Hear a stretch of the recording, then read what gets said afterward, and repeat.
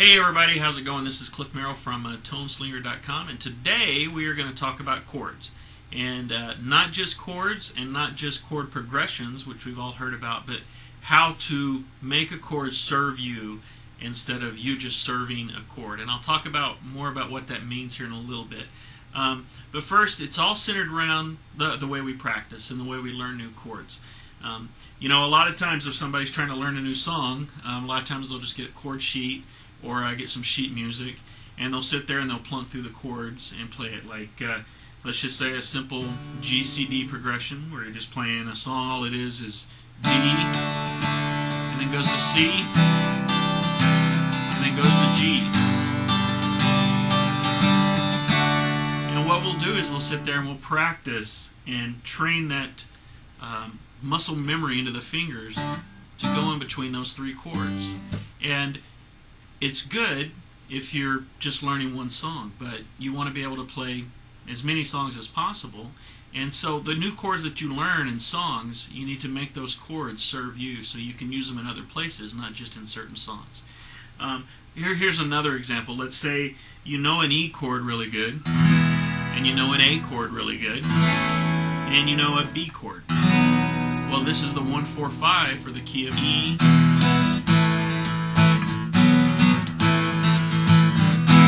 A lot of times, that's all we really need to play. But what if you're in a special song you're learning a new one, and it is using E, the A, and the B, but now this song has another chord with a more distinct voicing. Let's say maybe like a D6 chord. Well, that chord doesn't really sound like it goes in that key, but it's a chord you've never seen before, but you want to be able to play it in that song. Whereas you can play it like this.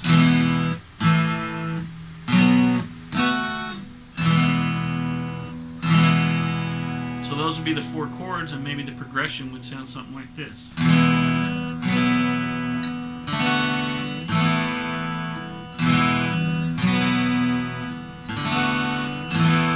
So now it kind of makes sense. Not a chord you see very often, but it's a chord you might want to know to use later on down the road somewhere else. So when we're learning new chords, we need to learn to practice playing our new chord with all the other chords we know. And so this is an exercise called Center of the Universe. And here in a little bit I'm going to throw up a couple of diagrams to kind of get you started on it, to kind of give you an idea of what I'm talking about. So if you think about your new chord that you want to learn, what we're going to do is we're going to take that new chord and we're going to put it at the center of the universe. And we're going to practice that new chord with all the other chords we know. So what we're going to do is we'll put the new chord in the middle, and it looks kind of like something from a bad chemistry experiment, but I promise you it'll come out right. You put the new chord in the middle, and then you put all the other chords that you know surrounding that chord. And you draw lines from the center to all your new chords. And then what you do is you practice going back and forth between your new chord and all the other chords you know. And what that does is that teaches your hands, it teaches your brain, it teaches your body to, when you're in that new chord, how to get around and how to go to the other chords that you already know. So let's take, for example, you know a G chord and you know a C chord. So here's a G, here's a C, and the new chord you want to learn is maybe a D chord. So a D chord would be this. So for Center of the Universe, for D, what you would do is you would start on D. And what I like to do is just strum it 4 times and say the chord. So I would go D. So by saying the chord while you're playing it, it helps you remember that this formation is a D formation. And then from the D, being in the center of the universe, you would go back and forth between all the other chords you know. So D, G, back to D, to C, back to D.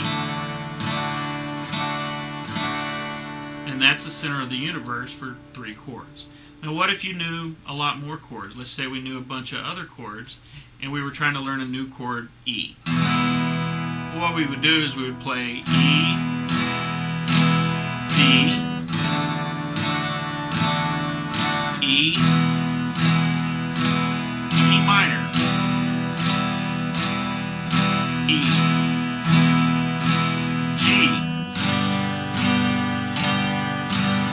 E, A, E, C, E, A minor, E. And I like to practice this with a metronome. What I'll do is I'll start the metronome real slow at around 60 to 70 beats a minute. And then I want to make sure that I don't lose that tempo as I'm going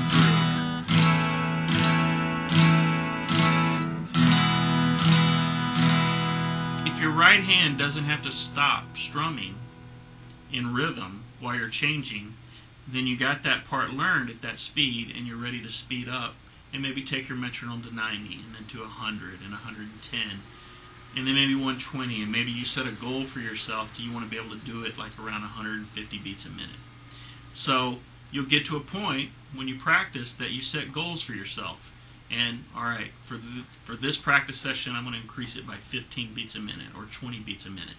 And then after a while, you don't even think about it. And then that new chord becomes just part of your bag of tricks, and you know that chord. So instead of strumming 4 times, you could sit here and go back and forth between these chords, and you can go E, D, E, E minor, E, G, A, E, C, A minor, E, and whatever it might be, and you can go back and forth. And then you know your chords. That is the center of the universe. That's how to learn a new chord. It's a great practice tool, and I look forward to hearing you try it out and maybe let me know how it works for you. And I hope this has helped you some in learning how to play the guitar. I'm Cliff Merrill. Come visit me on toneslinger.com and keep playing.